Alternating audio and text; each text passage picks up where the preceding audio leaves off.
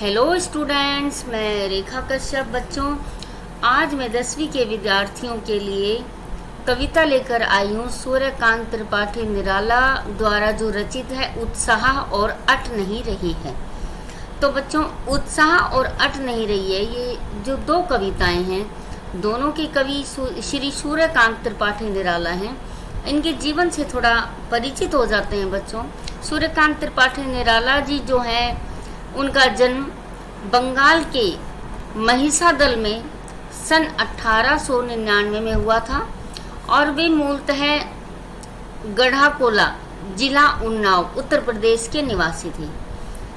और बच्चों, जो निराला जी थे वो उन्होंने स्कूली शिक्षा 9वीं तक ही प्राप्त की। उसके बाद स्वाध्याय से उन्होंने संस्कृत, बांग्ला और अंग्रेजी ऐसी कई भाषाओं का ज्ञान अर्जित किया। संगीत और दर्शन शास्त्र में उन्हें गहरी रुचि थी। रामकृष्ण परमहंस और विवेकानंद जी की विचारधारा का उन पर बहुत अधिक प्रभाव पड़ा था। बच्चों, निराला जी का जो पारिवारिक जीवन दुखों और संघर्षों से भरा हुआ था। इनके जीवन में संघर्ष बहुत थे, इन्होंने दुख बहुत देखे। शैशवावस्था में इनकी माता जी का देहांत हो गया था और विवाह के कुछ समय पश्चात ही इनकी पत्नी भी चल बसी।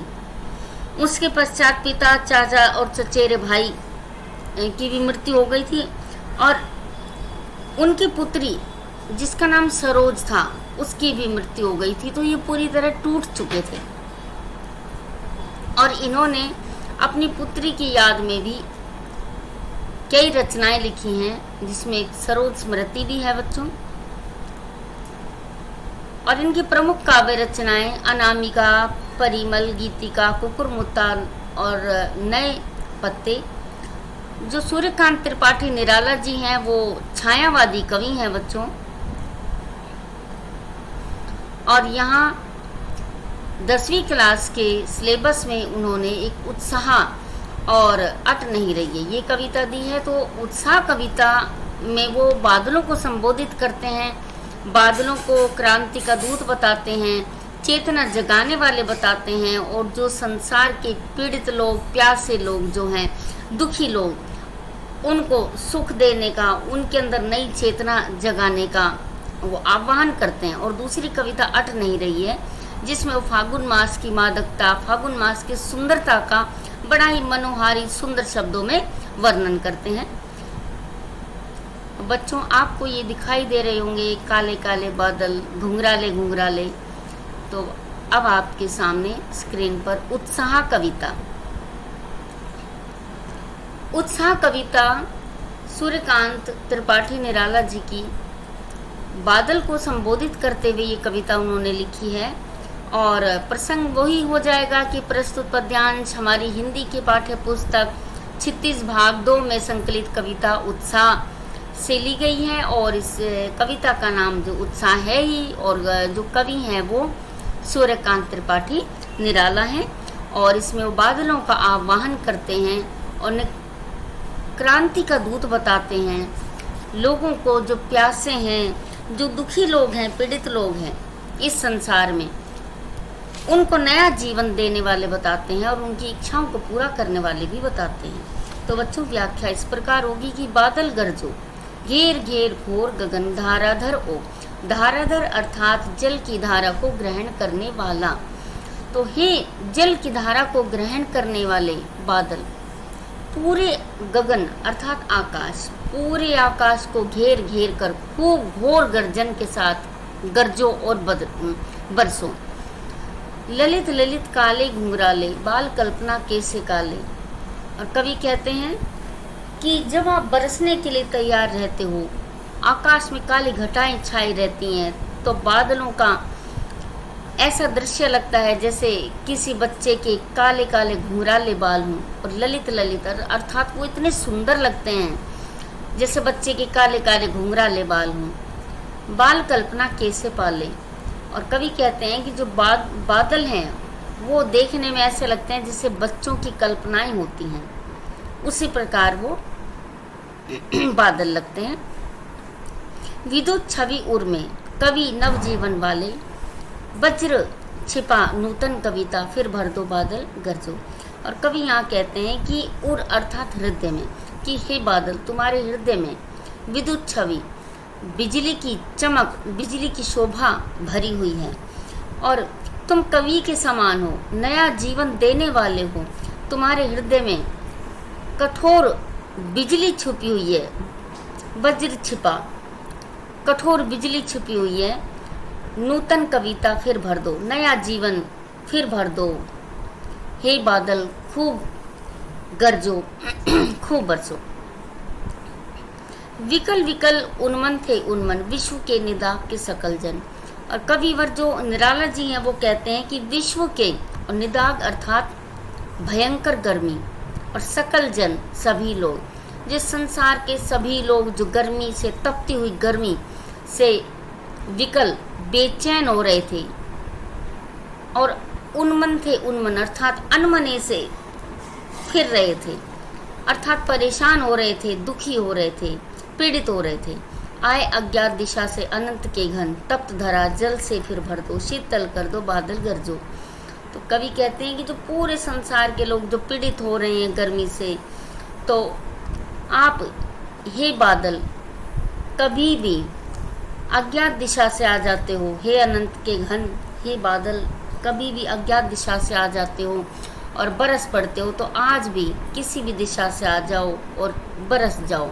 तप्त धरा, और जो ये तपती हुई जो धरती है इसको शांत कर दो और अपने जल को बरसाकर इसको शीतल कर दो, ताकि सभी लोगों की पीड़ा समाप्त हो जाए, सभी लोगों को नया जीवन मिले। हे बादल खूब गरजो और खूब बरसो।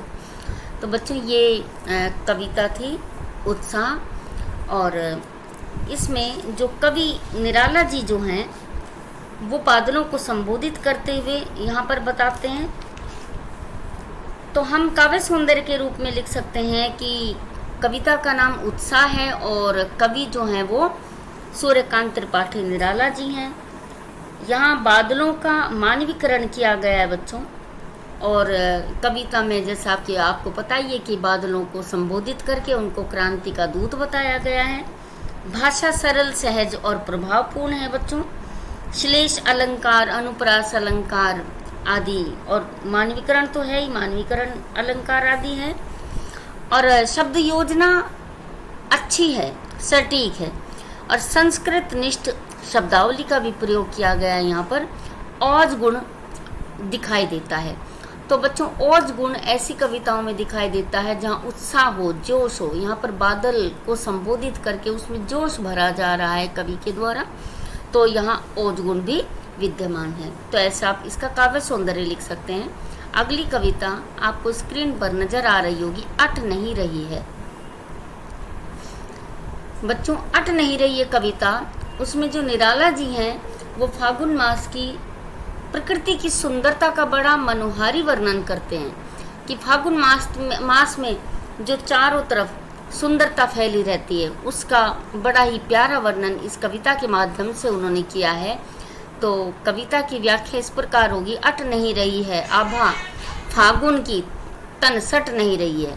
तो कवि कहते हैं कि जो फागुन मास की सुंदरता है, अर्थात फागुन मास में चारों तरफ हरियाली रहती है, पेड़ पौधे हरी पत्तियों से, फल फूलों से लदे हुए रहते हैं, तो वो बहुत ही सुंदर लगती है ये हरियाली।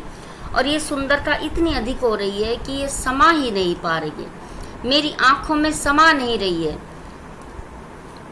कहीं सांस लेते हो घर घर भर देते हो, उड़ने को नभ में तुम पर पर कर देते हो। और कवि कहते हैं कि ये इतना मनोहारी वातावरण है, चारों तरफ फूलों की सुगंध और फूल ही फूल दिखाई पड़ते हैं।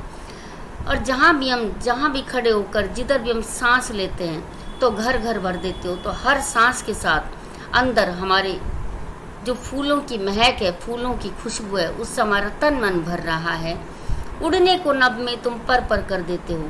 और इतना मनोहारी वातावरण है, चारों तरफ इतना खुशनुमा वातावरण है, तो पक्षी भी बड़े खुश हैं और वो पक्षी भी आकाश में ऊंचे उड़ने के लिए अपने पर खोल देते हैं। आँख हटाता हूँ तो हट नहीं रही है। और कवि कहता है कि फागुन मास की सुंदरता मुझे इतनी आकर्षित कर रही है कि अगर मैं नज़र हटाना भी चाहूँ तो मेरी नज़र हट ही नहीं रही है। इतना सुंदर यहाँ वातावरण है। पत्तों से लदी डाल, कहीं हरी कहीं लाल।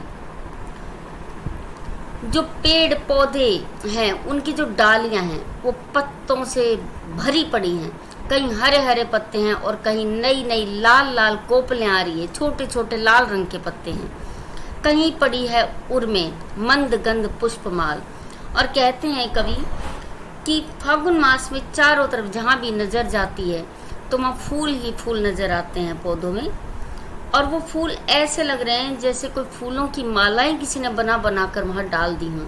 और मंद मंद गंध, अर्थात जब वो महकती हुई मंद मंद महक और खुशबू चारों तरफ छोड़ रही है तो वो हमारे उर में समा रही है, हमारे हृदय में समा रही है। पाट पाट शोभा श्री पट नहीं रही है। और कवि अंत में कहते हैं कि पाट पाट अर्थात जगह जगह, हर जगह, किसी भी जगह देख लो, ये जो सुंदरता है शोभा श्री अर्थात फागुन मास की सुंदरता, अतुलनीय सुंदरता जो जगह जगह है वो समा ही नहीं पा रही है, इतनी अधिक सुंदरता चारों तरफ बिखरी हुई है। तो बच्चों इन पंक्तियों में कवि सूर्यकांत त्रिपाठी निराला जी जो हैं वो फागुन मास की सुंदरता का यहाँ पर वर्णन करते हैं। और काव्य सौंदर्य के रूप में हम लिख सकते हैं कि कविता का नाम तो अट नहीं रही है, जिसका अर्थ होता है समा नहीं रही है। और कवि श्री सूर्यकांत त्रिपाठी निराला जी हैं जो यहाँ फागुन मास की प्राकृतिक सुंदरता का वर्णन करते हैं। भाषा सरल सहज और प्रभावपूर्ण है। अट सट पट पाट आदि छोटे छोटे शब्द हैं, उनका बड़ा सार्थक प्रयोग यहाँ पर हुआ है। देशज शब्दों का भी प्रयोग देखते ही बनता है बच्चों। और यमक पुनरुक्ति प्रकाश अनुप्रास रूपक उपमा आदि अलंकारों की बड़ी सुंदर छटा छाई हुई है। और यहाँ शुद्ध साहित्यिक हिंदी भाषा का प्रयोग किया गया है। तो बच्चों मैं आशा करती हूँ कि आपको ये दोनों कविताओं की व्याख्या अच्छे से समझ में आई होगी, काव्य सौंदर्य भी समझ में आया होगा। और अगर आपको मेरी कविताओं से लाभ प्राप्त हो रहा है और आपको अच्छी लग रही हैं तो प्लीज़ लाइक करें, सब्सक्राइब करें और कमेंट ज़रूर करें।